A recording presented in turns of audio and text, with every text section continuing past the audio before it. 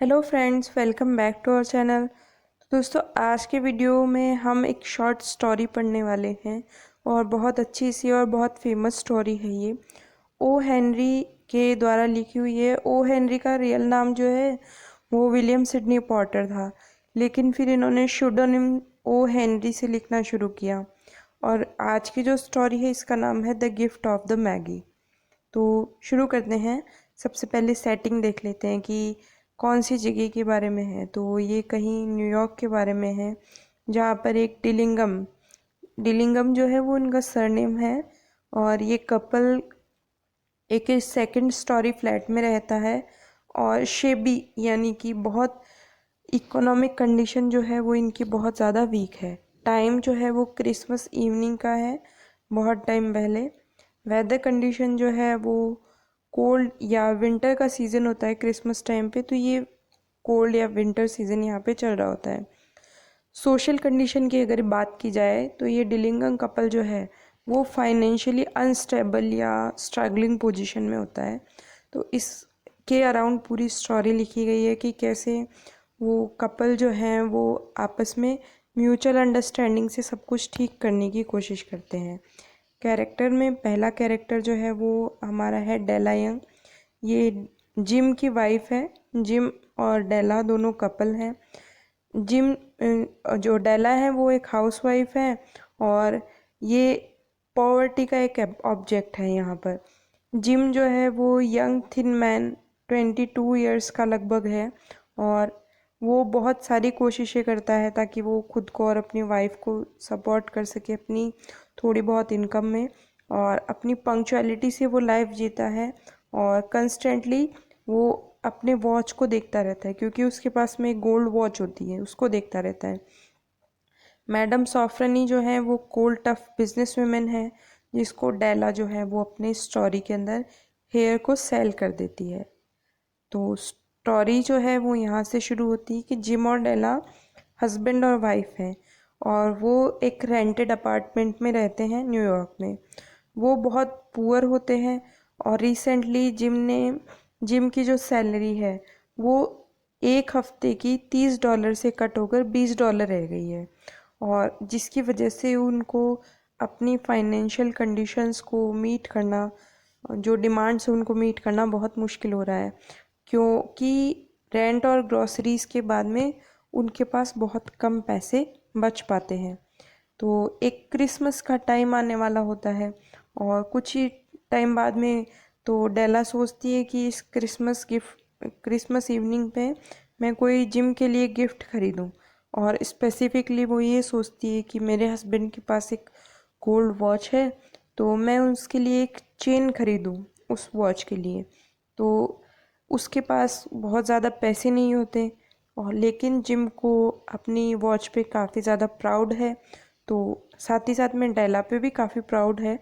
तो डेला को अपने लॉन्ग ब्यूटीफुल हेयर पे बहुत प्राउड है। तो जिम के पास एक वॉच है और डेला के पास में लॉन्ग ब्यूटीफुल हेयर है। तो पर्टिकुलरली दोनों के पास में कोई ना कोई एक चीज़ ऐसी है जिन पे वो बोस्ट कर सकते हैं, प्राउड फील कर सकते हैं। आगे जब लैला सोचती है कि मैं एक चेन खरीदूं, तो उसके पास में कोई पैसे बचते नहीं हैं। तो उसके पास में कितनी पैसे हैं, तो $1.87 $1.87 उसके पास में रहते हैं, जिससे वो चेन नहीं खरीद पाती। तो वो ये सोचती है कि मैं अपने क्यों ना ब्यूटीफुल हेयर हैं उनको सेल कर दूं और जिम के लिए एक चेन खरीद लूं वॉच के लिए। तो वो अपने हेयर को सेल कर देती है और उसके लिए जो बिजनेस लेडी जो हमने नाम पढ़ा था अभी, तो मैडम सेफरनी जो है वो उसको $20 देती है और चेन जो है वो $21 की होती है। तो उसके पास में इनफ मनी होती है कि वो अब जिम के लिए चैन खरीद सकती है।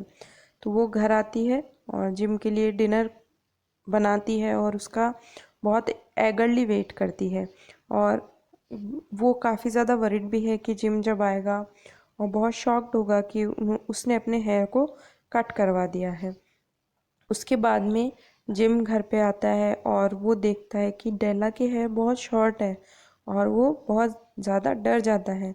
फिर उसके बाद में डेला जो है वो उसको एक्सप्लेन करती है कि कैसे उसने अपने बालों को सेल कर दिया है और उसके लिए एक बहुत सा सुंदर क्रिसमस इवनिंग के लिए प्रेजेंट खरीदा है। लेकिन जिम जो है वो उसको कहता है कि अब उसको गिफ्ट के लिए वरीड होने की कोई ज़रूरत नहीं है, क्योंकि अगर वो गिफ्ट नहीं खरीदती तो भी उसका लव उसके लिए चेंज नहीं होता, वो हमेशा वैसे ही रहता।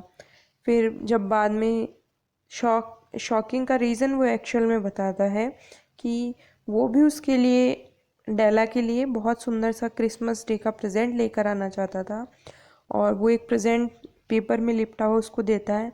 डेला उसको खोलती है और देखती है कि जिम ने उसके लिए बहुत सुंदर सा एक कॉम खरीदा है।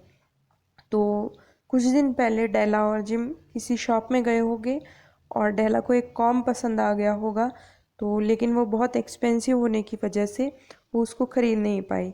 तो वो सोचती है कि कैसे जिम ने ये गिफ्ट जो है वो अब अफोर्ड किया जब उनके पास में पैसे ही नहीं हैं।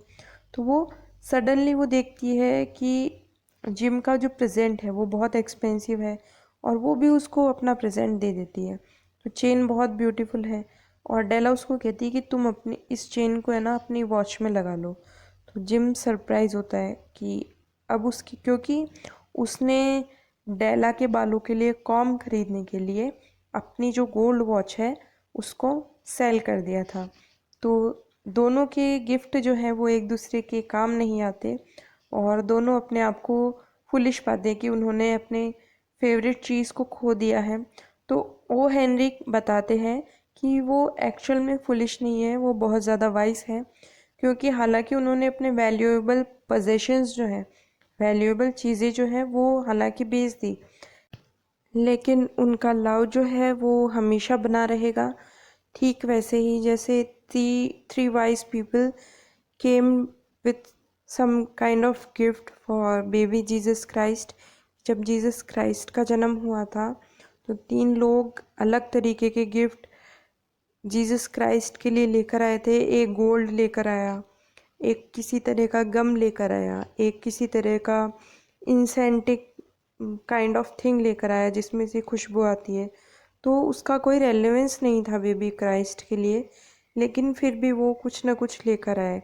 तो ठीक वैसे ही यहाँ पर ओ हेनरी भी इसी तरीके का कुछ मैसेज देना चाह रहे हैं कि जैसे उन 3 लोगों ने क्राइस्ट को गिफ्ट दिए लेकिन उनका कोई रेलेवेंस नहीं था, लेकिन उनका लव उन गिफ्ट के थ्रू शो हो रहा था। ठीक वैसे ही इन दोनों कपल्स का, इन कपल का लव भी इस गिफ्ट के थ्रू शो हो रहा है। और इन सब एरर्स के बाद में भी डेला और जिम एक दूसरे से बहुत लव करते हैं, और उन्होंने एक वैल्यूएबल लेसन सीखा कि लव में सेक्रीफाइस होना और सेक्रीफाइस के साथ में लव होना बहुत बहुत इम्पॉर्टेंट है। तो इसी के साथ में स्टोरी कंक्लूड होती है। आई होप आपको ये स्टोरी समझ में आई होगी। मिलते हैं आपसे नेक्स्ट वीडियो में। Till then bye bye, thank you.